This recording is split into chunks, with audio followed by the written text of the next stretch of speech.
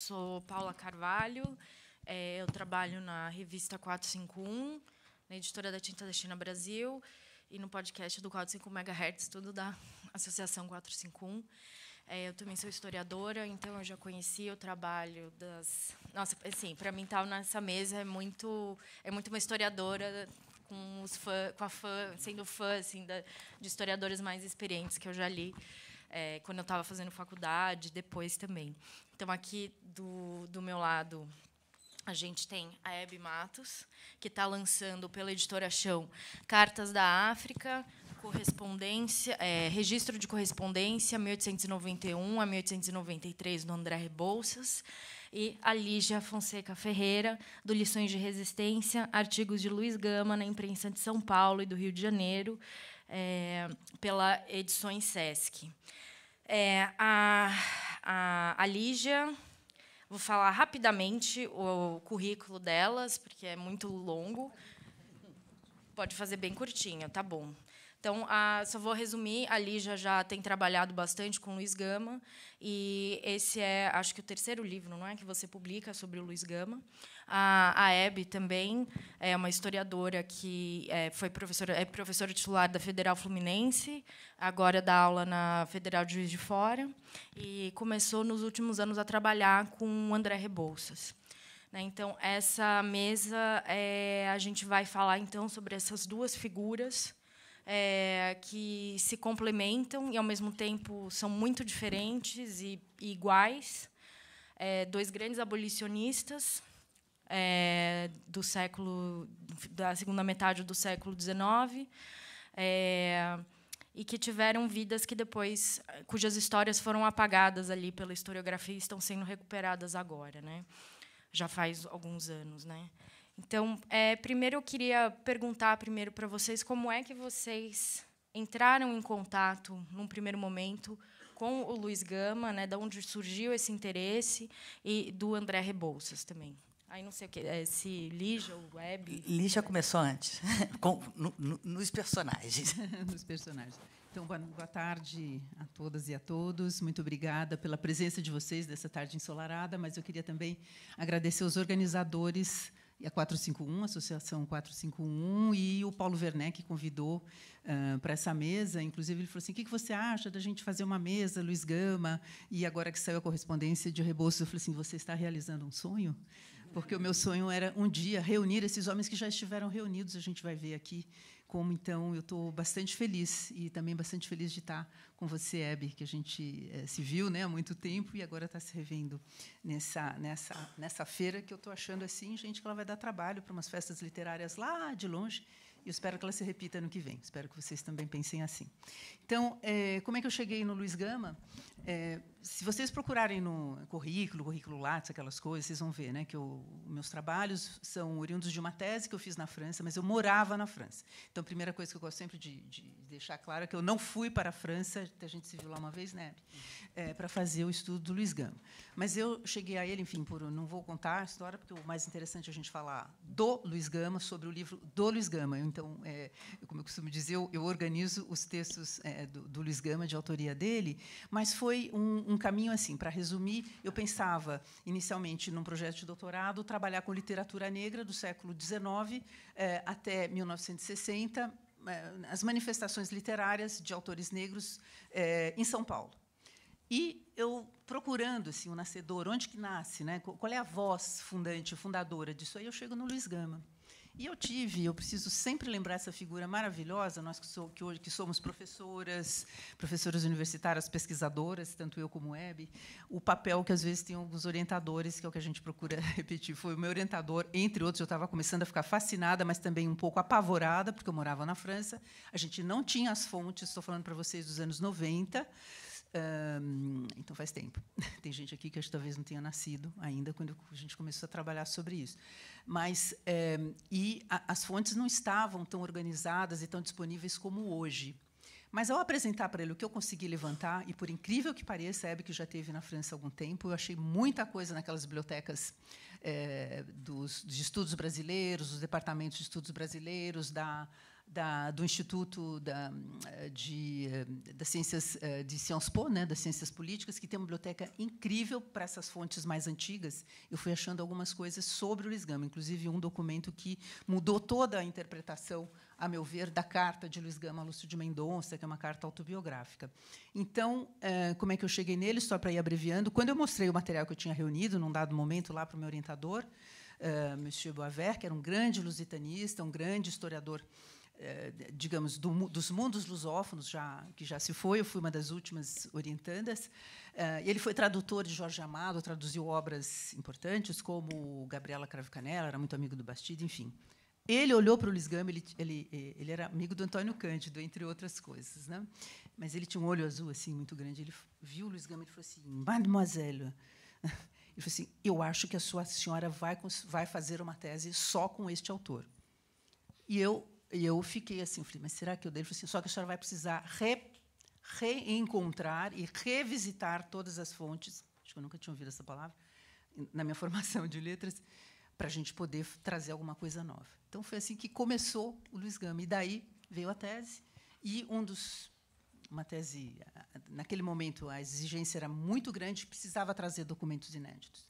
Né? Então, os trabalhos que eu tenho feito desde então, e a publicação dos textos de Luiz Gama são, eu acredito que eu sempre tenho assim, Monsieur Boisvert, espero que você esteja gostando, mas nasce assim, o interesse e, sobretudo, essa tarefa que eu me dei de trazer ao conhecimento de todos os escritos do Luiz Gama. Bom, agora é a minha vez. Eu sou historiadora, então não venho da área de letras. E, de certa maneira, eu comecei a dizer, né, que eu tenho várias áreas de atuação do século XIX ao século XXI, enquanto historiadora, mas que a minha questão acaba sendo a questão da invisibilidade dos silêncios, né? E teve um momento onde o silêncio sobre a intelectualidade negra no século XIX me interessou muito especialmente. Foi quando eu te falei que Lígia começou antes, foi quando eu li a Lígia pela primeira vez, o Luiz Gama. Eu escrevi sobre o pai do André Rebouças, o Antônio Pereira Rebouças, e o Luiz Gama. Depois eu tenho um outro texto pegando patrocínio, um momento nos anos 80 muito interessante, onde todos eles reivindicam, né, a sua mãe negra. Eu estou pensando aí, sobretudo, patrocínio, a carta do Luiz Gama, que é uma carta pública. E quando eu fui fazer minha tese titular,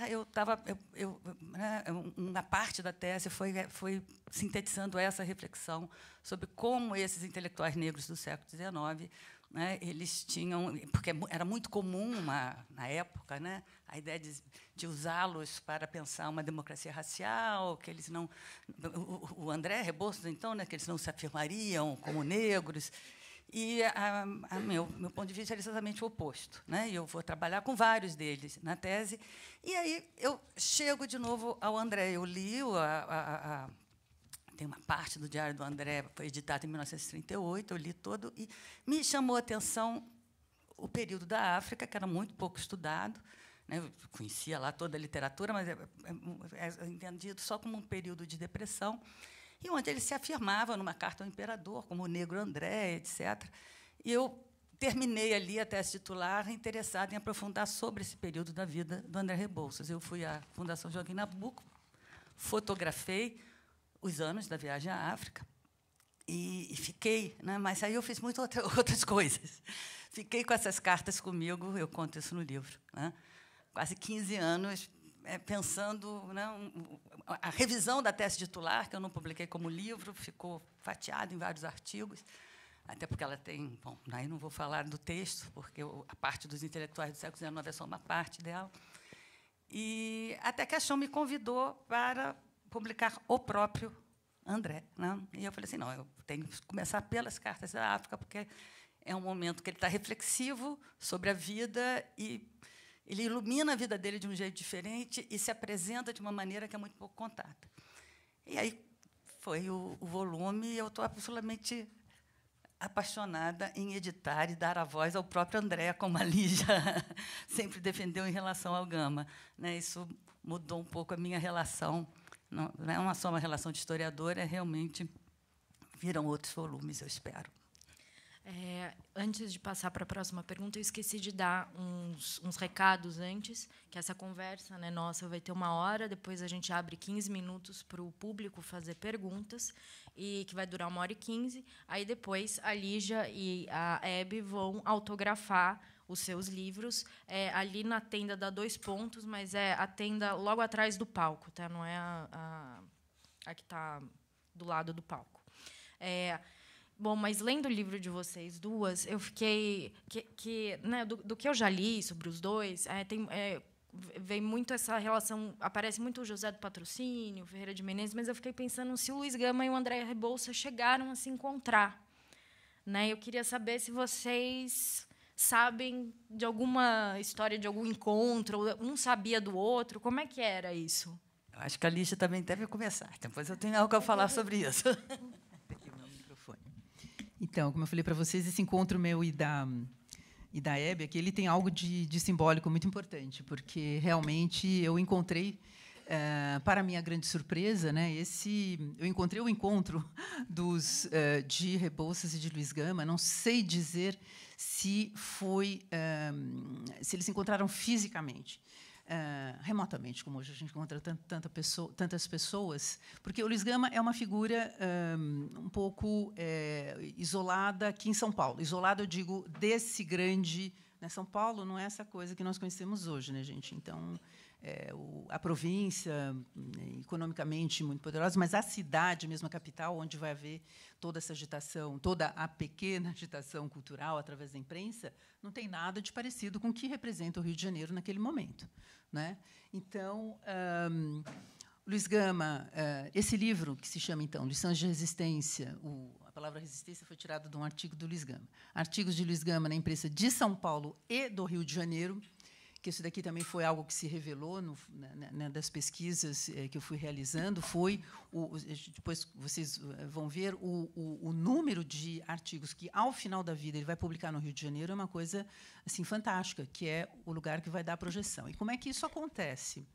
O Luiz Gama tinha um grande amigo, que também era um amigo de Rebouças, que é o José Ferreira de Menezes, que é fundador de uma grande, talvez a principal folha abolicionista ali, fundada em 1879, que é a Gazeta da Tarde, na qual vão se reunir muitos abolicionistas, mas, principalmente, o que eu chamei, num artigo, num capítulo de livro que eu escrevi, para um livro organizado pela historiadora Maria Helena Machado e pelo Celso Castilho, que se chama Tornando-se Livre, Agentes Históricos no Processo da Abolição, onde eu falo da voz negra no abolicionismo, que é o de Luiz Gama, e, ao fazer as minhas pesquisas, eu sempre com essa questão, assim, já pensando nessa produção e nessa publicação de artigos no Rio de Janeiro, eu encontro o Luiz Gama, o que eu vou chamar nesse artigo, aliás, como quarteto negro, que vão trabalhar juntos na Gazeta da Tarde, lá no Rio de Janeiro. Luiz Gama está em São Paulo, mas a evolução tecnológica, né, com o telégrafo, essas coisas, já permitia que a transmissão dos artigos fosse bem rápida. E o que acontece? O Luiz Gama, que é o mais velho de todos esses 4 abolicionistas que você citou, ele nasceu em 1830, ele morreu antes, né, de ver a abolição e a República. Ele é mais velho que Rebouças, mais velho que o Ferreira de Menezes e mais velho que o Patrocínio, que podia ser filho dele. Ele tem 23 anos a menos, o Patrocínio, né? Mas eles vão atuar nesse momento ali, final dos anos 70, 80, que é uma década que a Hebe vai trabalhar bastante. A gente vai ver a atuação importantíssima, né, depois do Rebouças e de outros, nesse jornal chamado Gazeta da Tarde.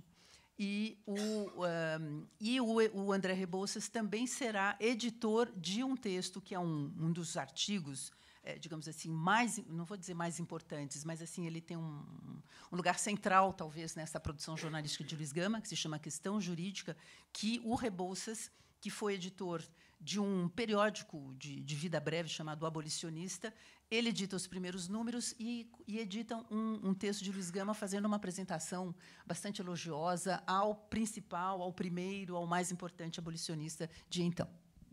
É isso que eu ia dizer. Essa parte da convivência deles na Gazeta da Tarde, o Rebouças ele vai continuar muito ligado à Gazeta da Tarde. Ele é padrinho do filho do Patrocínio. Quando a Gazeta da Tarde está quase falindo, ele vai lá resolver as contas da Gazeta da Tarde. Ele realmente... Porque isso também é muito pouco conhecido, né? Só se fala do Rebouças com o Nabuco e o Toné. Ele é muito próximo ao Patrocínio e à Gazeta da Tarde. E o diário dele, ele interrompe o diário, não há o diário dele de 77 a 82, eu estou me debruçando, sobretudo, nos escritos, porque o André Rebouças foi uma pessoa que escreveu a vida toda, né? Ele começou dia a dia. Ele começou em 1960, no início da década de 60, a fazer um diário que ele manteve pela vida toda. E, quando ele vai para o exílio depois da República, que ele, de certa maneira, interrompe o diário, ele cria o hábito de transcrever as cartas que ele mandava, né, a sua correspondência ativa. Ele fazia uma cópia num caderno de correspondência que acaba funcionando também como um diário, tanto que as cartas, né, desse período de 91 a 93, elas, em sequência, elas contam um pouco a história da viagem. Por que eu estou dizendo isso? Porque o diário some, né, não existe. Eu acho que foi o próprio Rebouças que não quis guardá-lo, entre 77 e 82. Então, eu não sei dessa convivência, não ficou registrada para mim. E, a partir de 83, né, o Gama já morreu.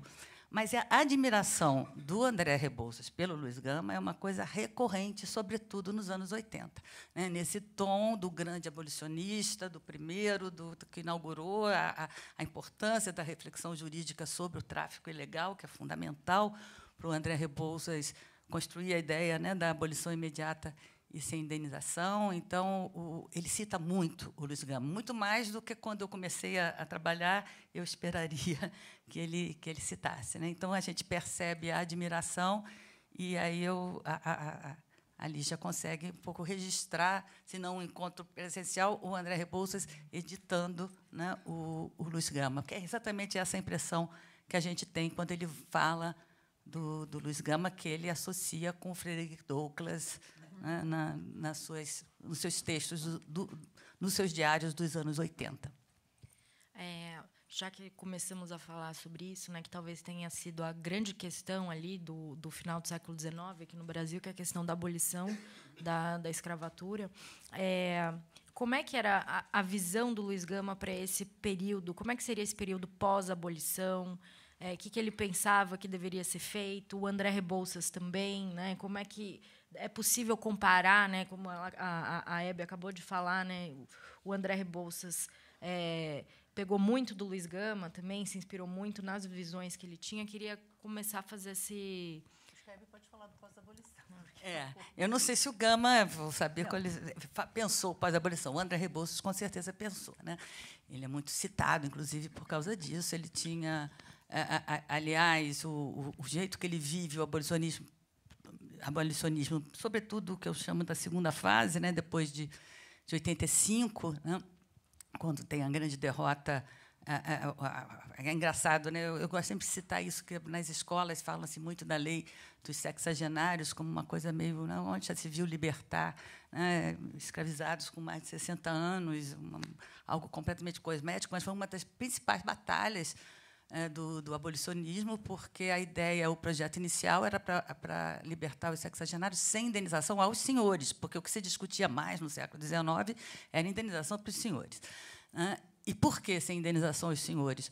Porque a maioria das pessoas com mais de 60 anos seriam africanos ou filhos de africanos escravizados ilegalmente entre 1831 e 1850, né, que é a grande sacada jurídica, não só do Luiz Gama, mas que tem no Luiz Gama um pioneirismo importante.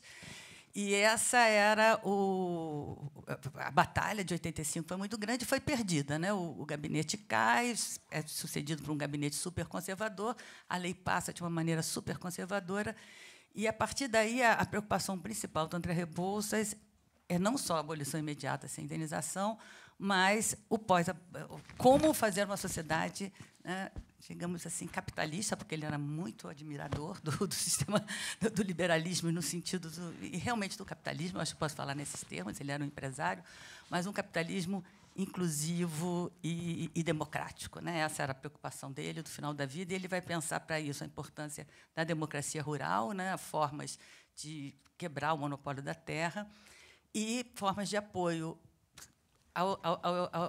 aos recém-libertos, né? Tanto educação quanto doação de pequenos lotes de terra, além dele ser um entusiasta também da imigração europeia em pequenas propriedades, né?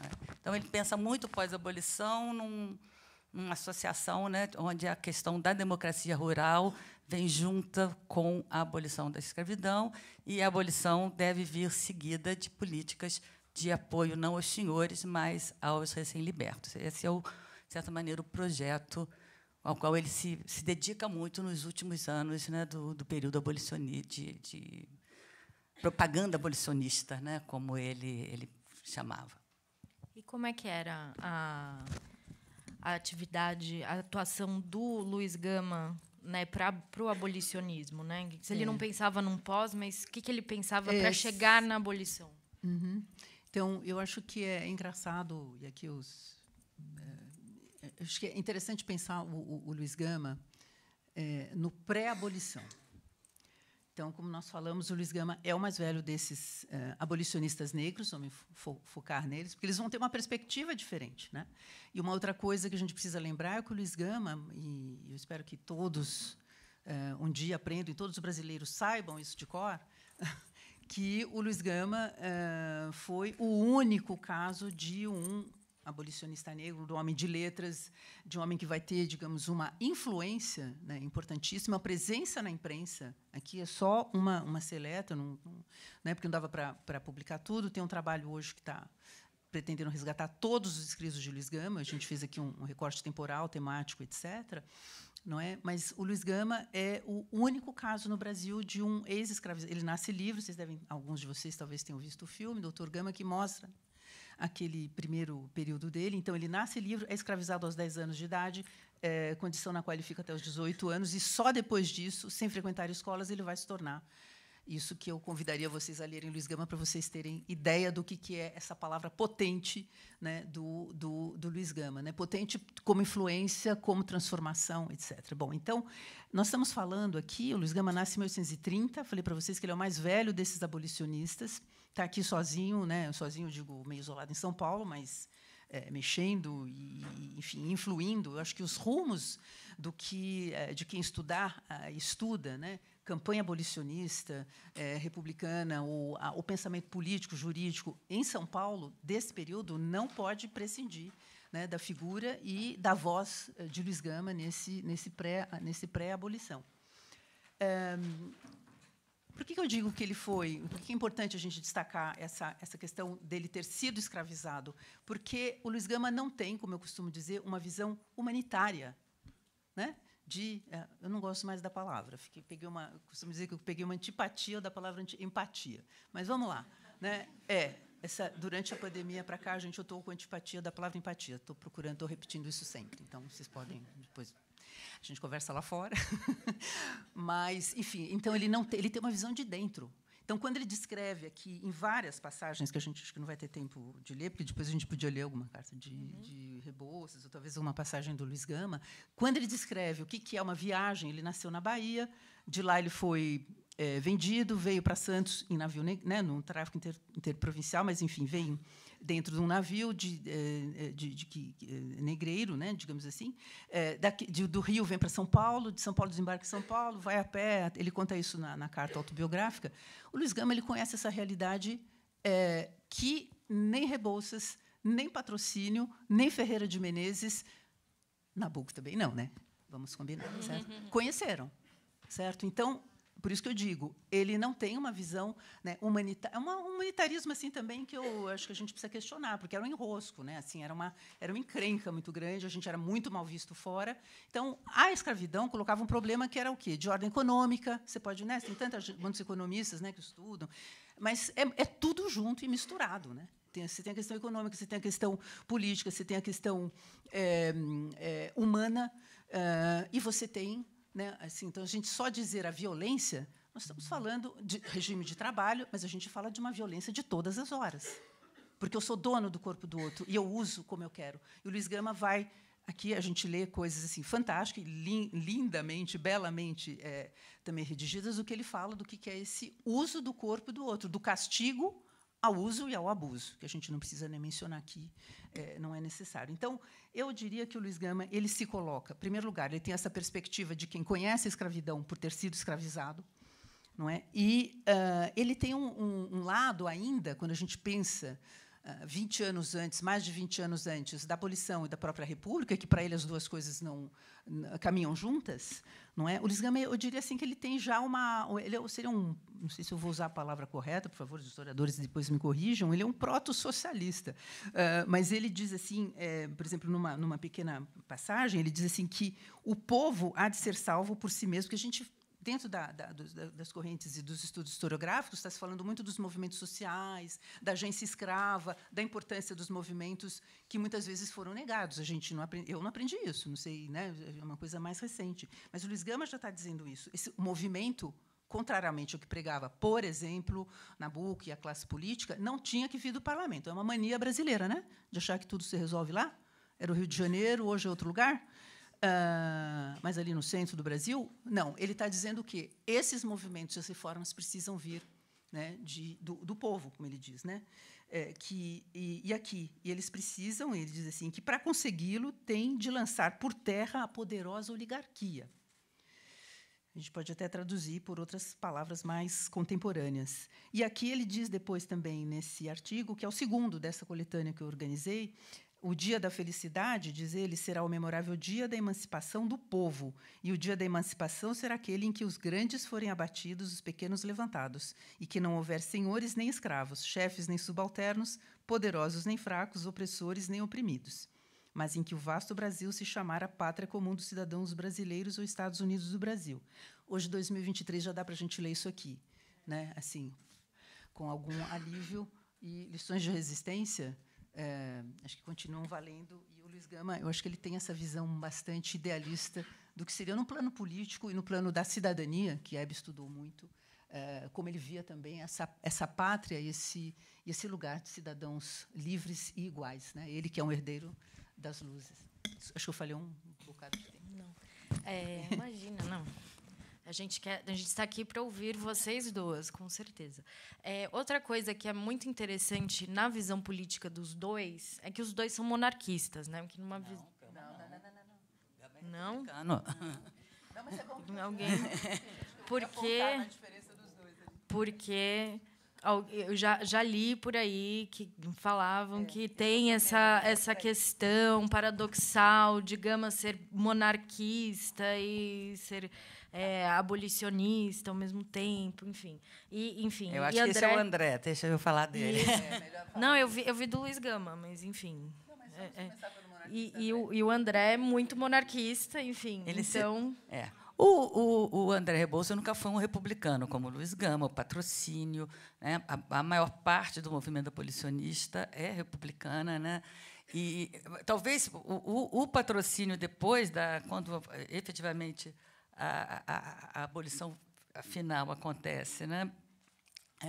Com a princesa demite o gabinete superconservador que estava no poder desde 85, né? Ele até tem um momento que oscila. Mas o Gama é de 82. O Gama era do Partido Republicano Paulista, né?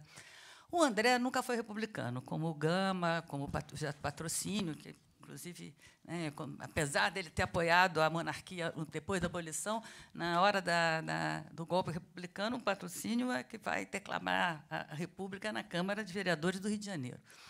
O André Rebouças nunca foi republicano, mas ele também não era... Essa ideia do André Rebouças monarquista é uma construção do André no exílio, né? Ele era uma pessoa que prezava muito, e aí ele segue a tradição do pai, né? Ele é um liberal moderado, ele é muito anti das oligarquias, né? A democracia rural, ele se considera, ele tem textos, né, do grande inimigo da oligarquia latifundiária e escravagista, né? Isso sem dúvida. Mas ele é uma pessoa que preza demais a Constituição, né? O Estado de Direito. Ele é a grande influência dele é o pai, que é um grande jurista autodidata, né, do primeiro reinado, né, então a história, né, o autodidata, né, o intelectual autodidata da família é o pai, o Antônio, não só o pai, mas como seus irmãos, é uma geração ali na independência, mas o pai é um grande jurista e que defende muito fortemente a questão do Estado de Direito, né? E o Brasil, o que é uma cidadania, o que é o Estado de Direito numa sociedade escravista, né? Na verdade, a construção jurídica da monarquia, que não é o que faz, ela era a ideia de que a escravidão existiria como uma instituição histórica do passado, né? Não só, todo mundo cita muito José Bonifácio, mas não era, a gente pode citar o pai do André Rebouças e outros, né? Para a maior parte, né, para boa parte dos intelectuais do primeiro reinado, a abolição, a escravidão era uma instituição com os dias contados. Claro, eles perdem, né, perdem feio, né? Você tem uma disputa forte no período, no chamado período regencial, mas mesmo no período do primeiro reinado, e o avanço conservador a partir do segundo reinado vai institucionalizar o Brasil como um país contrabandista, né, que vai permitir, por exemplo, a reescravização de gente, né, do Luiz Gama. E é nesse contexto que o André vive, né? Então, ele não é um republicano, né, mas ele é o cara que está sempre denunciando por exemplo, o contrabando, né? Essa é a grande briga lá de 85. Ele tenta fazer a luta dele dentro desses quadros legais. E ele vai considerar, sobretudo, a República, né, que é feita por uma quartelada, como uma ação que foi possível graças ao que os chamados republicanos do 14 de maio, que parcialmente verdade, obviamente a República e a crise da monarquia mais que isso, né, mas os republicanos do 14 de maio são fundamentais para que o golpe, né, e a intervenção militar resulte, né, e ele prevê que vai ser uma década, ele prevê que o Brasil só vai ter seleção no século XXI, que os ex-escravocratas estariam voltando ao poder. Essa é a previsão dele. E nos 10 anos que ele fica fora do Brasil, realmente foram 10 anos caóticos, com guerras civis, com sucessivas derrotas. E é nesse momento onde ele começa a cultivar o seu monarquismo, não só em relação a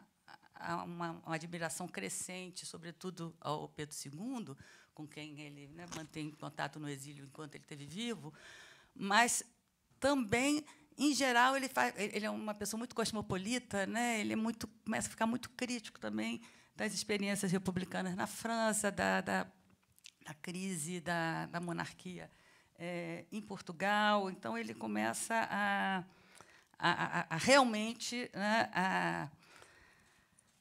a se tornar o André Rebouças monarquista, né, sobretudo nesses anos do exílio final, né? Mas eu acho que o monarquismo dele anterior ele tende a ser exagerado, né, pelos comentaristas. Eu acho que o legalismo é o mais forte no André Rebouças, né, o apreço por alguma forma de Estado de Direito. Eu acho que essa é a lição que ele aprende com o pai mais forte, né, e que quebrar isso é sempre pior. Ele percebe, né, a intervenção militar republicana como uma forma da oligarquia escravocrata retomar o poder, né? Ele vai falar nos escravizados, vai falar nos escravos italianos do Antônio Prado, né? Ele, de certa maneira, vai fazer uma leitura da predominância, né, da oligarquia cafeeira na Primeira República como um retorno, né, da velha classe latifundiária escravocrata, que ele está certo, de certa, né, apesar do... Ele vai associar isto, né, ele realmente, no final da vida, ele vai fazer quase uma idolatria ao Pedro II, né? é inegável, é uma parte dos textos dele do exílio, e ele se constrói, né? Como ele escreveu a vida inteira sobre si mesmo, e esse é o barato. Deixa eu fazer a propagandinha aqui de ler o próprio André, os escritos de si. É menos, ele tem também uma produção de jornais imensa, mas não é isso que eu estou publicando, né, que eu estou editando. É essa pessoa que escreve todo dia. Então, as pessoas mudam, todos nós mudamos, né? O grande barato é exatamente ver o corte para pegar um momento da vida daquela pessoa e quando você lê o conjunto todo, você vê a pessoa vai se transformando completamente, né? E como ele virou um homem-memória, né, que estava lá no exílio, arrumando os seus textos, eu tenho a impressão que os textos que desapareceram de 77 a 82 é o momento que ele mais brigou com a família imperial, eu tenho quase certeza, eu não posso provar porque ele não escreveu isso, mas que ele queimou aquilo porque ele falou muito mal da família imperial de 77, da sua falência até 83.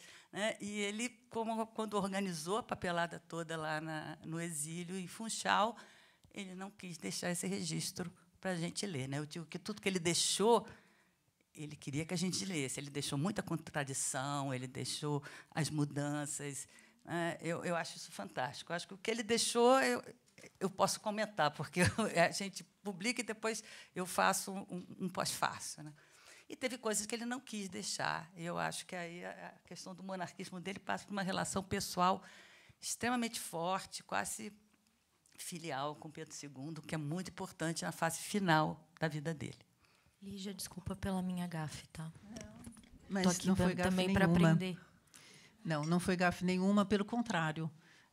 Eu acho que, não sei, no caso, a que ponto, né, André Rebouças talvez tenha sido vítima do que eu chamo as ficções de Luiz Gama, e que circulam, né, assim, ainda hoje, apesar de todo esse trabalho que a gente faz, a gente sabe o quanto é difícil, o quanto é custoso para a gente se debruçar, rever algumas questões à luz de documentos, né, que foram produzidos e escritos por esses próprios personagens, seja Luiz Gama, seja André Rebouças, sejam outros, né, outras pessoas. Eu também me debruço sobre essas chamadas escritas de si, né, que são os documentos como cartas, documentos autobiográficos, e Luiz Gama, nesse conjunto que eu até conversando há pouco, né, com a editora do livro, aliás, já dou meus parabéns, porque está magnífico esse conjunto de cartas da África, a edição de cartas da África do Rebouças. O Luiz Gama, ele faz isso, ele não manteve um diário, pelo menos a gente não conhece, mas ele escreve todos os seus artigos em primeira pessoa e ele é onipresente na imprensa. Então, quando, às vezes... Eu não esqueci a sua pergunta da monarquia, estou fazendo um suspense aqui. Então, quando as pessoas, às vezes, mencionam Lígia, biógrafa de Luiz Gama, eu falo assim, eu não sou a biógrafa, é uma escolha. Eu não sou a biógrafa de Luiz Gama, porque, em primeiro lugar, o Luiz Gama fala muito bem de si, né?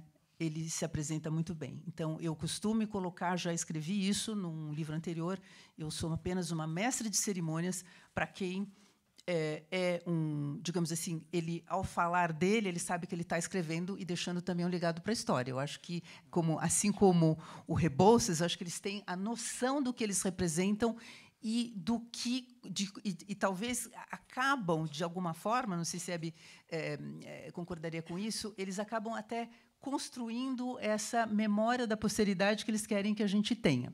Depois a gente vai lá, né, e faz uma arqueologia, né, nesses documentos para achar, mas eu tenho certeza que havia isso.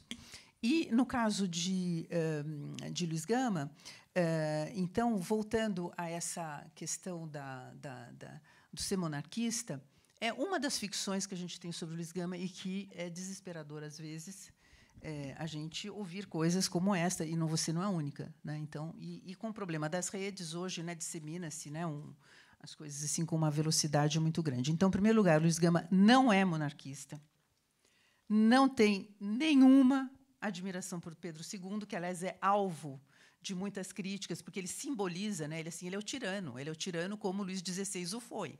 Inclusive, há na retórica de Luiz Gama, né, na retórica desse herdeiro das luzes, a gente vai encontrar aqui nesse conjunto de textos coisas assim, digamos que muitas comparações com o que foi a Revolução Francesa, né? Acho que para alguns desses republicanos a gente vai encontrar algumas metáforas importantes, né, nisso aí. Aliás, como alguns de vocês talvez saibam, o primeiro hino brasileiro foi a Marselhesa lá, né, cantada logo depois da proclamação da República, como conta, né, maravilhosamente isso o José Murilo de Carvalho, entre outros. Está registrado isso. Então, ele é terrivelmente republicano, que é uma coisa que eu acho que está fazendo falta nesse país, nesse momento.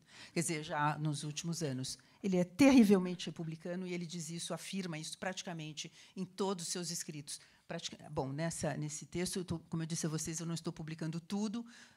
Há outros pesquisadores que estão lançando obras e textos que só corroboram essa pequena amostragem. E uma outra questão que nós temos também é que o Luiz Gama ele foi um dos membros fundadores do Partido Republicano de São Paulo, em 1873, né, o Partido Republicano, que é criado em 1870. Luiz Gama fez parte, digamos assim, já em São Paulo, de um núcleo de uma dissidência de Partido Liberal, que será o embrião do Partido Republicano. Partido Republicano que não só ele ajuda a fundar, mas ele logo se distancia desse Partido Republicano Paulista, dada a presença, né, no ato fundador, lá num evento que é bastante conhecido e que foi relatado pelo seu amigo Lúcio de Mendonça, num primeiro ensaio biográfico dedicado a ele, que o Luiz Gama se levanta e pronuncia um veemente discurso quando chegam para esse ato fundador fazendeiros e proprietários de escravos do interior de São Paulo, província digamos assim, escravocrata, talvez a mais importante daquele momento, não é que, em ruptura com o governo central, vão abraçar o republicanismo oportunisticamente, e o Luiz Gama ele rompe com essa linha.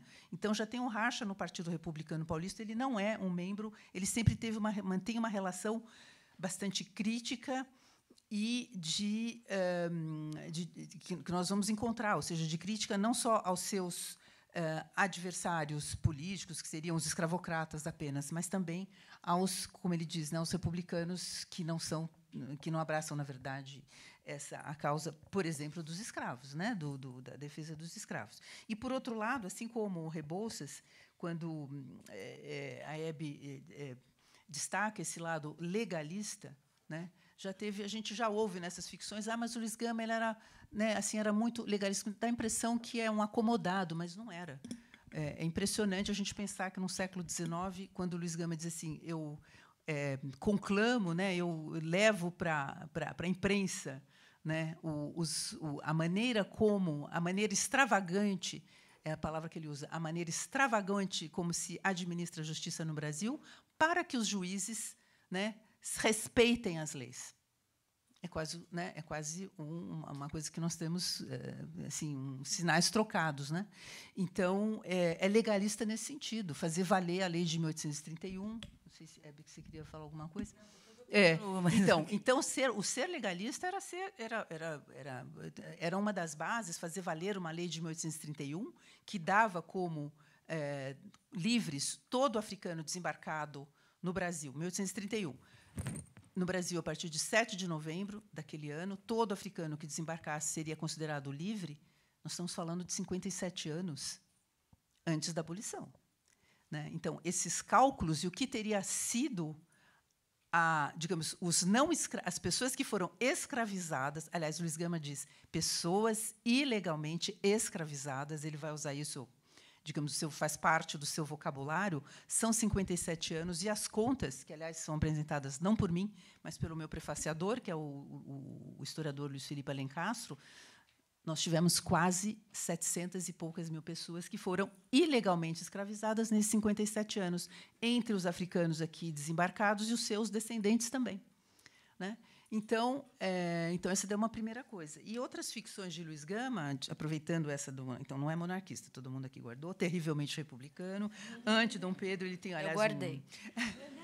Não está aqui, está no outro livro, depois que é da coletânea poética, uma sátira de Luiz Gama, que é um outro gênero que ele pratica, que é a sua contribuição na literatura, é uma sátira política que se chama O Rei Cidadão, onde ele faz uma sátira, né, uma paródia do rei que ele diz assim, são 2 metros, porque Dom Pedro era muito alto, então ele diz assim, 2 metros, né, de uma cidadania, na verdade, falsa, porque ele está criticando digamos assim, essa pseudo cidadania. E, aliás, tem novela aí que não contribui para nada, hein, nessas coisas, né?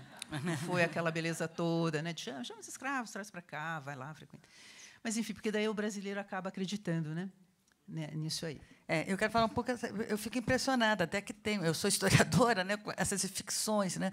Essa ideia são determinadas leituras de que essa intelectualidade negra do século XIX era monarquista, porque como se fosse o Rebouças é a maior vítima dessa ficção, porque ela tem ali algumas bases para se construir, né? Mas como se a originalidade daquela possibilidade daquelas existências fossem quase que uma doação, né, da família imperial.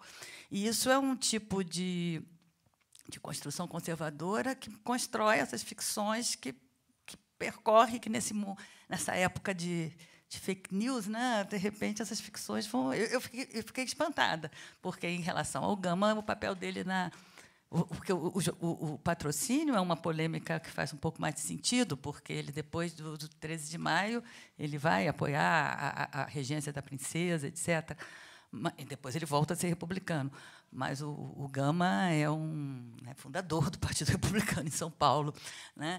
E brigou com alguns republicanos, mas nunca deixou de ser um homem próximo ao Partido Republicano, né? Então, esse é um primeiro comentário, mas tinha-me... sim, a questão da cidadania. Eu acho muito importante, porque também eu acho que essa é outra construção conservadora que a gente tem. Claro que a história do Brasil é uma história de derrotas dos movimentos mais democráticos, eu não vou nem falar só populares, né? Tem uma continuidade, né, de uma predominância conservadora evidente. Mas, desde a independência, né, você pode fazer uma história das lutas por cidadania. A discussão da cidadania é uma discussão central no momento da construção da independência política, né? Há intelectuais nesse movimento, e muitos intelectuais negros, no sentido hoje, né, eles se diriam pardos na época.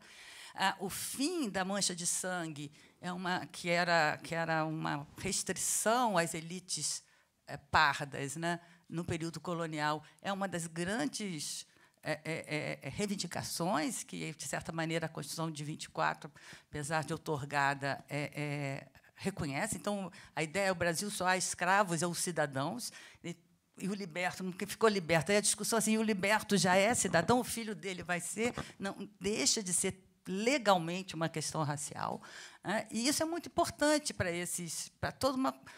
houve uma militância, isso não é do nada, né? Que perde essa batalha. Não é à toa que os abolicionistas vinham a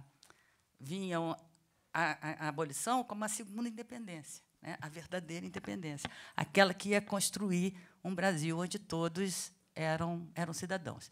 Queria falar um pouquinho disso, estou falando 10 minutos, a gente tem que concluir, mas que eu acho que desfazer esses mitos, né, mesmo as vitórias conservadoras, elas têm que ser contadas, tem que ser contada a luta, né? Senão a gente tem uma perspectiva de uma continuidade que é menos contínua do que efetivamente. A construção dessa continuidade é, em grande parte, uma construção da forma como a gente faz as batalhas do passado, né? Eu assisti um pouco o Simas hoje na praça, mas eu sou daquelas que acham que a gente tem que brigar pelo presente, pelo futuro, mas também pelo passado, né? Como a gente vai contar o passado eu acho uma questão fundamental hoje. Eu queria... Bom, já que vai ser a última pergunta, eu queria muito saber... porque você escreveu o pós-fácil, né, do seu livro, que é o Ulisses, né? Você faz essa ligação dele com Ulisses, né? Do André Rebouças indo para a África. Então, eu queria que você falasse um pouco de como é que foi a relação dele com a África. E eu queria saber, Lígia, se o Luiz Gama também deixou escritos falando sobre a África, assim, essa relação. Eu vou até, como ela sugeriu que a gente lesse um pouco deles. E depois, se você quiser também já ler um pedaço. Pode... Eu vou terminar, então, lendo. Eu vou pegar aqui para achar. Sim, não, o Ulisses africano, né, quem se chama de Ulisses africano é ele próprio. Né? Então, ele era um leitor de Homero, né, ele vai realmente se comparar com Ulisses. Gente, aqui, comparando com Gama, né, a especificidade do André acaba aparecendo menos. Né? Como eu falei, o André é uma segunda geração, né, o autodidata que fez o movimento ascensional é o pai dele, né? Então ele teve uma educação super esmerada, ele se formou engenheiro na Europa, ele é um homem muito cosmopolita e ele acaba sendo um pioneiro, né? Não apenas na engenharia, mas no mundo empresarial brasileiro, né? A trajetória dele às vezes é relacionada e pode ser comparada, não é a parte que eu mais entro, mas com o Mauá. Ele é um pioneiro da indústria, das obras também, constrói ferrovia, ele faz projeto para os portos do Brasil todo, né? E ele, ao fazer isso, ele tem contatos com tanto aqui no Brasil, né, com os ingleses e americanos que estavam fazendo negócio no Brasil, quanto no mundo, né? Ele é um homem que está relacionado com os grandes representantes do capital no mundo todo. Né? Então, só para a gente definir um pouco, esse André empresarial é uma parte da vida dele, ele sempre foi abolicionista, né? Um cara que acredita na cidadania para todos. Ele tinha muito essa ilusão, né, da modernidade capitalista como algo que ia terminar com as sociedades de castas. Né? A desigualdade dos antigos regimes seriam oriundos de sociedades de casta, que a igualdade de todos perante a lei e a livre iniciativa terminaria. Ele era uma pessoa que realmente acreditava nisso. E, quando ele vai para o exílio, está naquele momento onde vários intelectuais estão indo à África, né? A colonização da África passa por essa ida de estudiosos, né? O combate à escravidão na África é uma das desculpas para a ação colonial europeia na África, nesse momento, e ele vai nesse movimento. Né? Ele vai um pouco em busca de combater a escravidão na África, e com uma perspectiva de que a saída do Ocidente, né, da Europa, sobretudo, né, a África, ele achava que o Brasil teria que ter um papel, né, nesse movimento, seria porque ele também acreditava profundamente que o africano era um ser, né, ele acreditava na questão da civilização, mas com plenas capacidades de entrar, né, no mundo da modernidade. Então, ele vai em missão, né, um retorno. Ao fazer isso, eu acho que esse é um momento onde ele tem uma reflexão mais profunda sobre a questão da desigualdade racial, né, por que o racismo se mantém, né, e eu acho que essa é a primeira reflexão e a sua primeira decepção. Ele tem uma reflexão sobre a violência do colonialismo, né, ele vai falar e nos Estados Unidos está acontecendo Jim Crow, porque a segregação não é imediata, a guerra civil, né, ela se constrói e se consolida e se institucionaliza 30 anos depois, exatamente nesse momento. Então, ele vai falar em os bárbaros yankees, os selvagens. Os ingleses é o que ele mais custa, até com um ponto ele diz assim, até os ingleses. Né? Então, o caminho dele pela África, eu acho que é um momento onde ele tem uma reflexão mais profunda sobre a questão do racismo, né, como que ele associa com o castismo, onde ele faz mais fundamentalmente, né, a sua defesa, né, o seu pensamento antirracista, mas também é um momento que ele se volta para a África, né, quando ele se vê negro e se volta para a África. Eu falo que ele é um dos precursores do panafricanismo. O texto dele, muitas vezes, relembra coisas que Du Bois vai escrever, que é um intelectual negro americano, vai escrever pouco depois, e tem também intelectuais negros ingleses, né, da mesma época, contemporâneos ao Rebouças. Ele conhecia muito a Libéria, né,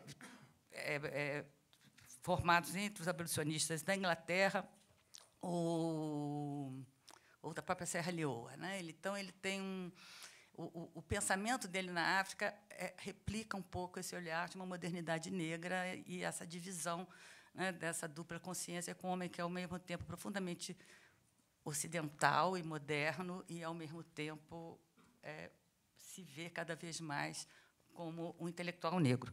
E aí eu vou ler para vocês, né? Claro que ele também na África vai refletir muito sobre o Brasil e o Brasil pós-golpe republicano, sobretudo, mas eu quero ler um texto que era um texto que estava inédito. Espera aí, eu vou ter que colocar aqui no colo para achar.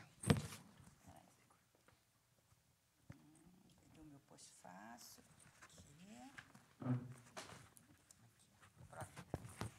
é um texto que estava inédito. Eu encontrei tem ainda papéis. O Rebouças tem papéis, os papéis pessoais dele, né? A escrita de si.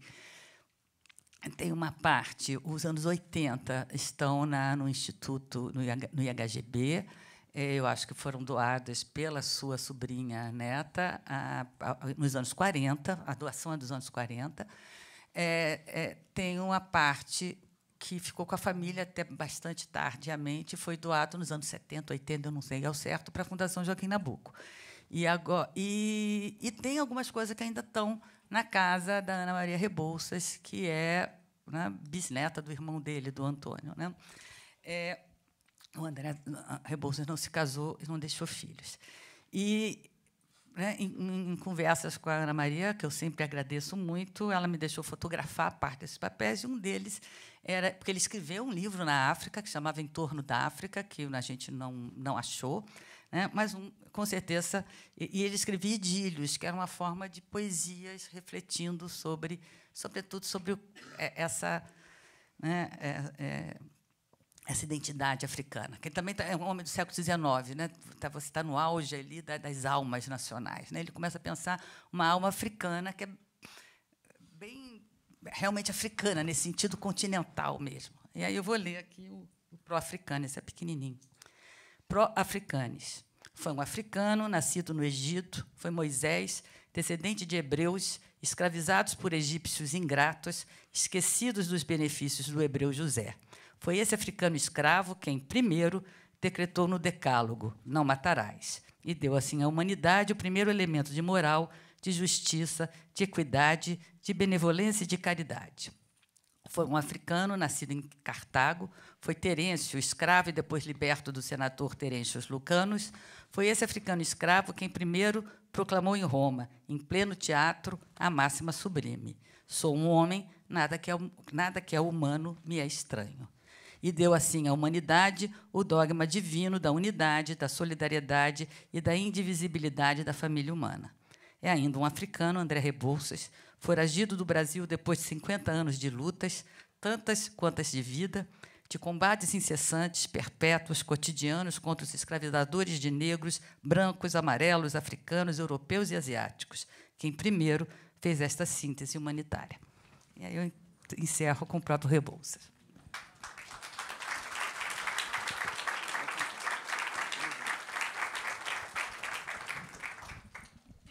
Lígia. Então, é muito interessante. Eu disse para vocês que o Luiz Gama tem um vocabulário próprio, citei alguns exemplos, e sempre que ele se refere a ele mesmo, foi até foi por essa razão até que o título da minha tese acabou ficando Vida e Obra de um Negro Cidadão, é que a palavra de Luiz Gama escreve e refere-se a ele mesmo várias vezes como cidadão, que significava, então, naquele momento, não escravo, não súdito, não é? E aquilo que ele encarna plenamente, ou seja, um sujeito político atuando, né, no seu entorno. Então, acho que a palavra cidadão, e quando acho que no primeiro trechinho que eu li para vocês, que ele sonha com este Brasil onde seja pátria, né, de cidadãos iguais, eu acho que é muito importante, porque já se está pensando também nessa construção da cidadania já tão bem estudada e aqui evocada pela Hebe. Isso aqui é uma coisa interessante da gente comentar. Luiz Gama e a África. O Luiz Gama é filho de uma africana, né? Ele é filho de uma africana, ele conta isso, de Luísa Maim, não é? E essa africanidade, esse sangue africano em Luiz Gama, digamos, e a sua africanidade ela é marcada, inclusive eu escrevo, não só aqui na longa, talvez, introdução para apresentar esses artigos, né? São 42 inéditos que eu trago em relação ao meu livro anterior, mas a gente encontra a marca da cor, do corpo e desta africanidade em Luiz Gama desde os seus poemas satíricos. Foi o primeiro livro que Luiz Gama lançou em 1859. Nós estamos falando aqui de quase 40 anos antes da República, né, quando Luiz Gama se apresenta, ele se dá a ver, né, nessa que é uma, digamos, também outro conceito aqui em teoria literária do seu, aliás, que vem de longe, que é o ethos, a imagem que ele dá de si, além de escrever sobre si. O Luiz Gama ele vai escrever lá nos seus versos, né, que ele se apresenta como ele diz assim: quero que o mundo me veja como um retumbante Orfeu de Carapinha.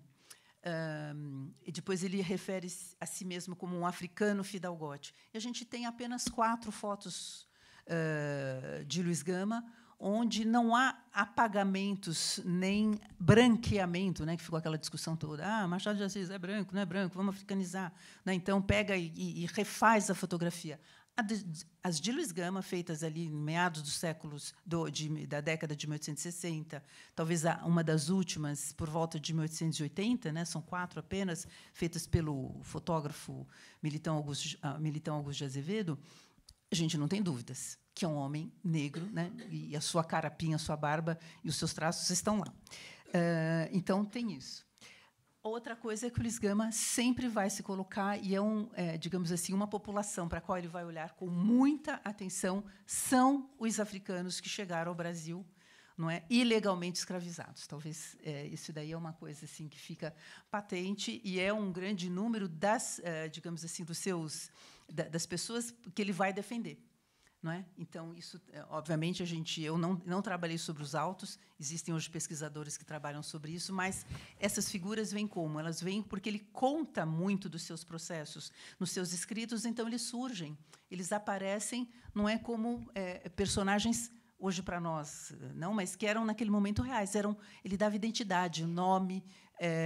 Então, a gente hoje pode olhar, eu sempre digo acho que o Brasil perdeu um grande ficcionista, mas é que, na verdade, o que o Luiz Gama retrata na sua escrita, digamos assim, magistral, são também histórias que hoje nos fazem lembrar essas vivências escravas, essas escrevivências, né? Como o Luiz Gama ele tem uma escrevivência, para pegar esse conceito da Conceição Evarista, muito, muito forte. E aqui essas reflexões sobre a África, até o trecho escolhido pela Hebe, me faz pensar no Luiz Gama, que eu vou ler só um trechinho, depois eu leio um trechinho maior, quando ele sai em defesa do José do Patrocínio, que foi, digamos que recebeu um ataque de uma pessoa pelo fato de ser negro. Foi xingado de negro, numa das suas, digamos assim, através dos jornais, o Luiz Gama sai em defesa dele, no ano de 1880. Ele já está com 50 anos, ia falecer 2 anos depois. Ele faleceu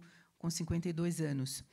E ele descreve o seguinte, aliás, esse aqui é o trecho que dá origem ao título do romance de Ana Maria Gonçalves, Defeito de Cor.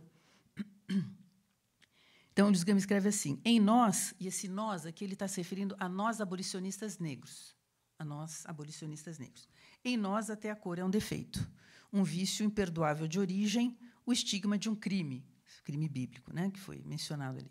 E vão ao ponto de esquecer que esta cor é a origem da riqueza de milhares de salteadores que nos insultam, que esta é a cor convencional da escravidão. Ser negro, ser escravos. A gente encontra até esse tipo de definição. Dê uma olhadinha lá no AIS, por exemplo, né?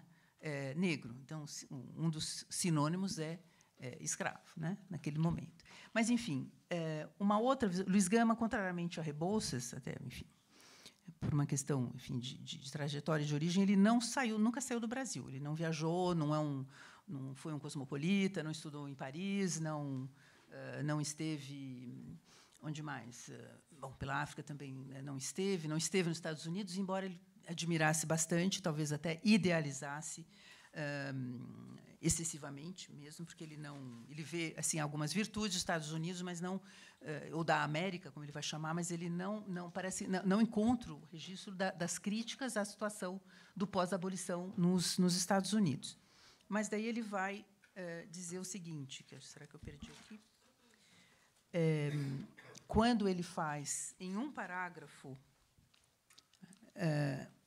o retrato é eu considero um dos mais importantes parágrafos de Luiz Gama digamos assim, no retrato que ele nos deixa da escravidão, que eu acho que eu acabei me fechando aqui, só um instantinho.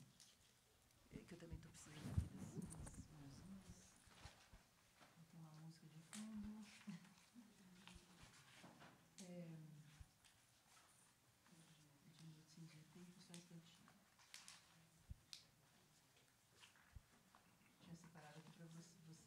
Mas ele faz nesse trecho que eu preparei tanta coisa que a gente acha que vai ter, né, dias e horas aqui para falar Luiz Gama do Rebouças, enquanto eu vou procurando aqui, eu queria dizer para vocês que o que me chamou a atenção lendo o diário, que eu estou assim ansiosíssima para ler, não só a correspondência, mas também o diário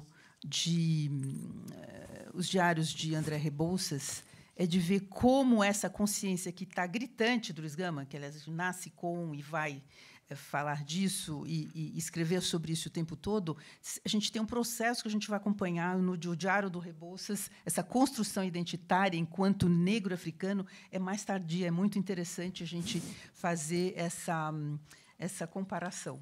Então, o Luiz Gama, eu acho que eu não vou achar aqui, gente, não vamos perder tempo assim, um tempinho com isso, mas enfim, o que eu diria para vocês o seguinte, que é muito interessante então a gente comparar essa maneira como ao final da vida, que eu até vou ler aqui um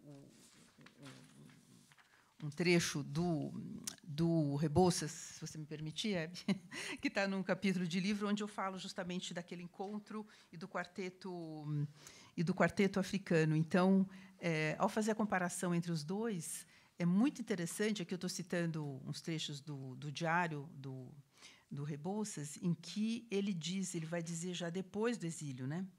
Ele diz assim: o nosso velho imperador, escreve Rebouças, necessita da minha dedicação africana, bem africana. Isso ele já está no exílio, já foi embora. Luiz Gama já faleceu ali há quase 10 anos. Não é? Então, a gente vai ver que, talvez, essas viagens, esse contato com o continente africano vai devolver, não é, a Rebouças, como é que eu posso dizer, vai fazê-lo resgatar e encontrar dentro dele a sua africanidade, aquela que estava, assim, como eu disse, de vocês era instintiva e autêntica e sem nenhuma... digamos assim, totalmente presente na sensibilidade de Luiz Gama. E ele escreve numa carta também, que eu acho que depois, eu não sei se ela já se encontra nessa coletânea, ele diz assim, né, por que o negro africano ri, canta e dança sempre? André, né? Não, desculpa, o André Rebouças. Por que o negro africano ri, canta e dança sempre? Eu estou dizendo isso porque eu estava pensando num poema de Luiz Gama chamado Lá Vai Verso, onde ele fala justamente, ele se apresenta como um africano fidalgote dançando ao som e ao ruvo dos tambores. Eu falei, nossa, que coisa interessante, mas essa, digamos, possibilidade de aproximar a ambos, não é? E nessa última citação que eu havia feito do Rebouças, nesse artigo e o trecho que eu falo desse quarteto negro que atua junto na Gazeta da Tarde por algum tempo, de 1880 a 1881, porque eram 4, né? Luiz Gama, José Ferreira de Menezes, que estamos precisando resgatar os escritos, Ferreira de Menezes, Rebouças e Patrocínio, né? Só que Luiz Gama falece, o fundador, Ferreira de Menezes, falece em 1881, vira um trio. Luiz Gama, um ano depois, fica só uma dupla, que é o Rebouças, quer dizer, outras vozes, mas Rebouças e Patrocínio. E aquilo que Luiz Gama já diz desde 1859 nos seus poemas, a gente vai encontrar o Rebouças dizendo: sou, em corpo e alma, meio brasileiro e meio africano. Não podendo voltar ao Brasil, melhor viver e morrer na África. Bom, isso acaba não se cumprindo, que ele morre em outro, né, em Funchal, mas é muito interessante essa. Eu termino aqui falando desse Rebouças, não achando, acho que talvez providencialmente a citação que eu ia fazer, para poder dizer que aí, né, quase que alguns anos, quase 40 anos depois, eu vejo também essa aproximação, e nesse momento há esse encontro e essa sensação, essa sensibilidade e esse enxergar-se como africano, que ele nunca deixou de ser, não é? E que aí acho que há um encontro desses dois nesse plano aí. Obrigada. Então, gente, agora...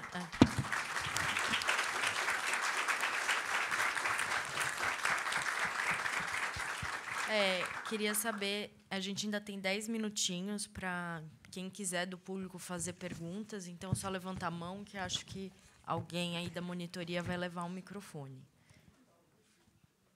Alguém tem? Ali, ó. Ali tem uma pergunta.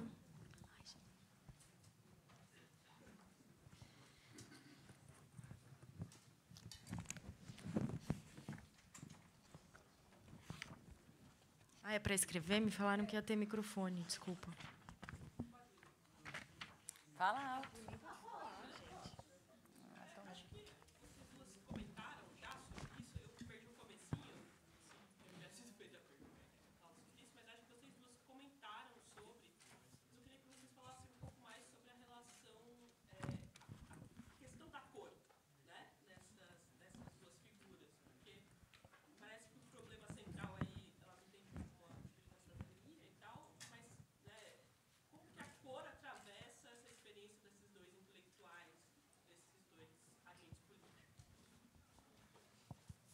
Mais perguntas?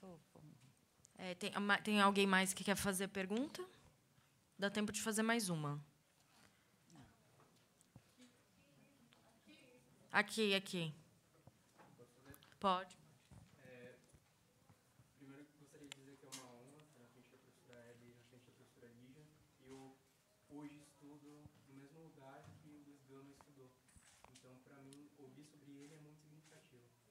Tenho realizado uma pesquisa acerca da vida do Luiz Gama, e quando se fala que ele era, de certa forma, legalista, a gente tem que entender esse legalista como sempre manejando os instrumentos jurídicos para fazer com que um Estado escravista procedesse a liberdade.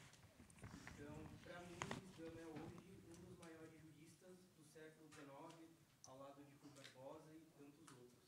Eu gostaria de fazer uma pergunta direcionada à professora Lígia, acerca do que Luiz Gama tem para nos ensinar ainda hoje. Né? Nossa. Só queria avisar Todo que mundo temos... trouxe o seu lanchinho, o seu travesseiro. Desculpa se estraga prazeres, mas temos 6 minutos, tá? Para ouvir as respostas. Assim. Enfim, mas se quiserem falar um pouco mais dessa questão da cor, né, no Rebouças. Deixa ela começar, então. Quer fazer? Olha, a gente mencionou, não sei em que momento você chegou, né, da nossa apresentação, mas acho que, no caso de Luiz Gama, eu havia dito que, tanto nos seus escritos literários, quanto nos seus demais escritos, e principalmente nesses artigos jornalísticos, que é o contato dele com o público, né? Então, se nos seus poemas ele vai se descrever como um africano fidalgote, onde ele pede para ser visto como um negro, né? Ele tem um verso célebre: se sou negro, se negro sou, se sou bode, pouco importa, isto pode. Então, eu disse que os escritos de Luiz Gama são marcados o tempo todo pela sua cor e seu corpo, porque ele nunca nos deixa esquecer. Isso para ser bem sintético, porque a gente já havia abordado um pouco essa questão. A professora precisa responder, a gente só tem agora 5 minutos. Isso, eu vou tentar, né, porque eu acho que essa é uma das ilusões, né, do seu passado. O Gama, com certeza, escrevi o livro, né, o Escravidão e Cidadania, que eu um pouco comparo o pensamento jurídico do Antônio Pereira Rebouças, que é o pai, né, do André, com o Gama, né? Eu falo conselhos mais radicais, com certeza o Gama tem uma radicalidade, né, em assumir a sua africanidade que o o velho conselheiro Rebouças não tinha, mas o velho conselheiro Rebouças nunca ele se dizia o fiador dos brasileiros, porque ele era um homem pardo, né? E essa intelectualidade negra do século XIX não estava embraguecendo, né? Eles acreditavam muito numa cidadania onde a cor não devia importar, é verdade. Então, portanto, eles se mantinham como homens pardos, usavam a palavra negro no século XIX, era sinônimo de escravo. O próprio Gama, eu acho que não vai se dizer negro, ele defende os negros, ele vai se chamar um homem pardo, sou bode, sou africano. Né? Se diz negro, sim. Ele vai dizer. A gente vai encontrar isso aqui. Pode ser. Retoricamente, o André Rebouças, quando ele vai falar o negro André, ele está denunciando o racismo. Né? Ele está denunciando o racismo. Ele está dizendo que ele, apesar de toda a sua proeminência, né, em termos técnicos e empresariais, né, ele, sobretudo enquanto engenheiro, ele era tratado como o negro André. Ele está em denúncia ao racismo. E é nesse momento. E isso ele vai fazer realmente, sobretudo, no exílio. Mas o que não quer dizer que os escritos dele, no Pai é Mais Forte, o Viador do Brasileiro, o André Rebouças viveu um momento de silêncio. Né? Era um fiador da presumida igualdade, né? Porque falar na cor já hierarquizava, ele estava vivendo ali entre os grandes do Império. Mas ele, no diário, né, a questão da denúncia do preconceito e do racismo que ele vivia até é um tema constante, que nunca esteve fora. Né? Não é verdade que ele só fala nisso. Eu queria terminar falando isso, só quando ele vai aos Estados Unidos. Ele fala disso o tempo todo. A edição publicada do diário dele, né, em 1938, é uma edição. Por exemplo, a parte da África tem alguma coisa. Aparece ele se dizendo africano, mas com uma fidelidade africana ao imperador. Por isso que a carta ficou. Né? As cartas que ficaram acentuam o monarquismo dele, diminuem o seu cosmopolitismo, diminuem a sua importância empresarial, é engraçado, e, sobretudo, tiram a discussão sobre o racismo, né? que é um constante nos seus escritos, mesmo que ele tenha fase. Né? Gente, já falei que o barato do curso do André Rebouças é que ele muda, como todos nós mudamos.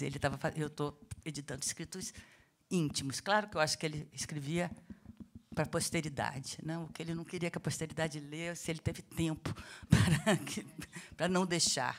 Mas era um escrito para ser lido para a posteridade. Né? Então, é um escrito que a gente vê a pessoa mudando, se transformando aquela pessoa que ela adorava, 10 anos depois ela odeia, detesta, fala mal. Né? Então, tem essa dimensão do humano que é assim do dia a dia de qualquer ser humano, que é muito fascinante no material, nos escritos do André. Mas ele nunca... o racismo estrutura a história da família, né? E é um tema... Eu acho que é o que explica... Ele tem o diário, o pai tem uma autobiografia que eu analisei, o irmão tem um diário que está até hoje na casa da bisneta, de forma que eles estavam dizendo assim, nós existimos e não queremos ser esquecidos. Lígia, me desculpe, o que podemos aprender com Luiz Gama em 3 minutos? Salvar o direito brasileiro. Leiam Luiz Gama, por favor. Então, leiam As Primeiras Trovas Burlescas. Meu segundo livro vai ser reeditado proximamente, com a palavra Luiz Gama. Mas aqui eu acho que nós temos resposta para muitas dessas questões que nós abarcamos. São 42 inéditos. E o Luiz Gama ele faz esse registro do seu tempo. Ele é um grande intérprete do Brasil. Ele não faz apenas a denúncia, não. Ele faz uma radiografia de um Brasil no qual talvez... que, lendo isso, e esse Brasil que a gente vai compreender, como aliás, eu já volto aqui a falar da correspondência do Rebouças, eu acho que a gente acaba compreendendo o que nós estamos vivendo hoje. Não podemos entender o nosso presente, pensar o nosso futuro, a gente precisa retornar, mas às boas fontes. Né? Não, sem querer aqui nos autoelogiar, não é, Hebe? Mas eu acho que a gente precisa saber, né, se debruçar sobre as fontes que estão aí não são aquelas que circulam com as fake news da história também, porque vocês sabem muito bem, temos aqui, acredito, vários professores de história que estejam talvez atuando. Nós estamos com déficit para conhecer, assim, né, do ensino da história no Brasil. Eu acho que isso é que permite talvez algumas manipulações, né, que são bastante nefastas. Com relação ao que você me perguntou, acho que você deve ser aluno da escola da São Francisco. Então, mais uma ficção, gente. Ai, que pena. Vou ter que vou ter que desconstruir a última, mas essa me cai como assim maravilhosamente. Deixou para mim, né? Pois é. Então, gente, Luiz Gama, e ele vai dizer em vários. Você leu? Você que estudou lá, você leu Lições de Resistência? Tá, mas você leu os textos todos? Tá, você leu, estudou, fala para o pessoal estudar lá a questão jurídica, todos aqueles textos. Tá. Que foi feito para isso. Tem que estudar nos cursos de Direito, nos cursos de Luiz Gama, como presente na história da imprensa. Se tiver alguém aqui que fez comunicação social, nunca deve ter estudado Luiz Gama ou outros jornalistas negros, ou história da imprensa nesse sentido. Mas, enfim, o Luiz Gama nunca cursou a faculdade de Direito. Ele o diz, em todas as letras, pelo contrário. Não é? Então, obviamente, ele tinha relação com muitas pessoas que estudaram lá. E, dentre os seus melhores amigos, um dos alunos negros importantes, de qual nós falamos indiretamente muitas vezes, que é o fundador da Gazeta da Tarde, é o Ferreira de Menezes, que era negro e estudou na Faculdade de Direito. Por que o Luiz Gama não estudou? Então, outra coisa que a gente precisa até tomar cuidado, às vezes, com os próprios movimentos negros, quando diz Luiz Gama foi impedido de estudar na Faculdade de São Francisco porque era negro. Não, porque ele não teve educação formal.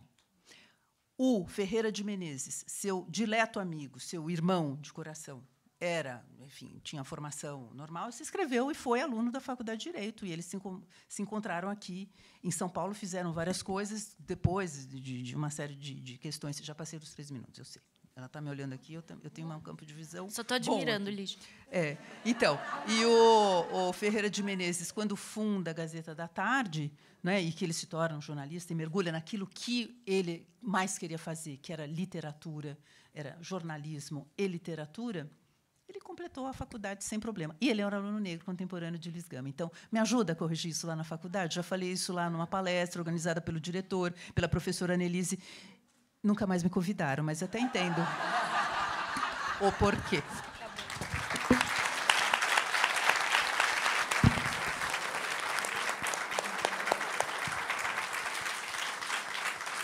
Então, obrigada, gente. Então, daqui a pouco, a professora Lígia e a professora Hebe vão estar lá na tenda da 2 Pontos assinando os seus livros. Então, comprem lá e peçam lá o seu autógrafo, que eu vou fazer o meu agora, que esses livros são meus, tá? Vou furar a fila. Vocês podem assinar?